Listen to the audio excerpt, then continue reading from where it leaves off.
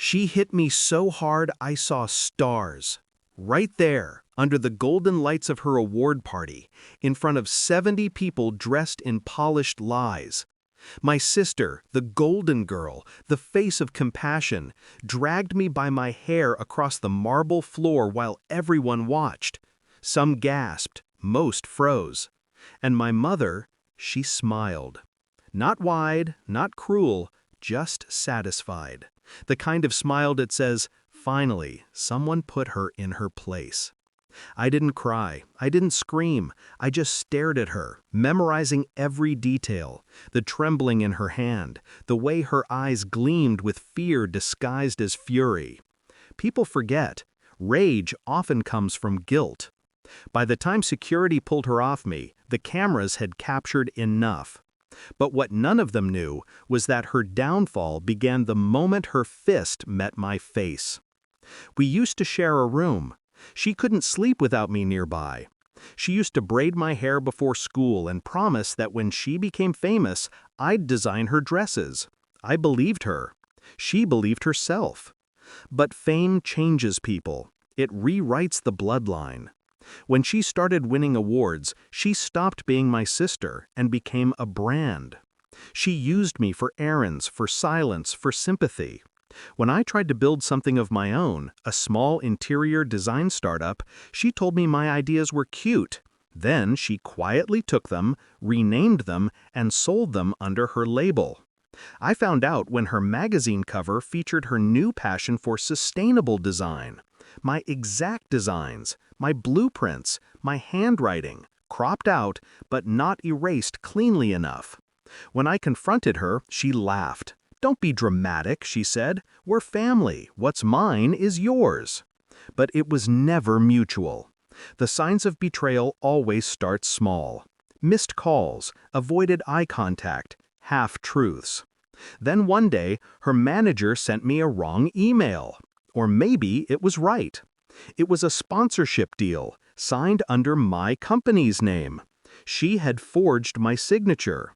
The sponsor money, 12 million rupees, was sitting in her offshore account. I didn't scream. I didn't even reply. Instead, I began collecting. Screenshots, messages, receipts, bank trails, voice notes, everything. A quiet hunter, waiting. It wasn't about revenge at first. It was about balance. About making the universe remember who it had wronged. The night of her award ceremony was perfect. Her PR team had built it up for weeks. Celebrating resilience and family, the tagline said. She even asked me to attend, so the press could get sisterly photos. I said yes. I arrived in a black dress she designed, a symbol of irony. During her speech, she thanked everyone but me. When I whispered, "You forgot your sister," she turned, her face tight, and hissed, "Don't ruin this for me." Then came the punch. She did ruin it, just not in the way she thought. While they were pulling her off me, my phone was already sending. One call, one file transfer, to 70 journalists, 3 sponsors, and her board of directors. Every screenshot, every document, every voice note of her admitting to fraud and manipulation. The timing was surgical. Her speech was still echoing on the live stream when the first journalist checked his email. Within minutes, phones started buzzing across the hall. Whispers spread. The lights dimmed. The smiles vanished. By the time I walked out, her manager was already pulling her aside. My mother's face had turned pale. She wasn't smiling anymore. 3 hours later, her brand was suspended pending investigation. By morning, every sponsor had pulled out. By evening, her house was surrounded by cameras, not for praise, but questions. My mother called, screaming, asking how I could destroy my own blood. I said nothing. She didn't deserve words. Because I hadn't destroyed anyone, I had just stopped protecting them. A week later, she came to my apartment. No cameras this time, just swollen eyes, trembling hands.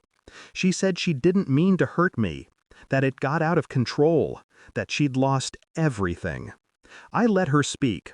Then I poured her a glass of water and slid a document across the table. My company registration, under my name again. I told her she could rebuild, just not with me. She cried. I didn't. When she left, I watched her go through the same door she'd once stormed out of after calling me nothing. Now she looked like what she'd called me. People ask me if I regret it. I don't, because revenge isn't about rage, it's about precision. It's about holding the knife steady until the right moment. My sister taught me how to survive humiliation in front of a crowd. I taught her what silence can do when it has evidence. So yes, she punched me once, but I hit back with one call. And that, I suppose, is the difference between a star and the one who holds the switch.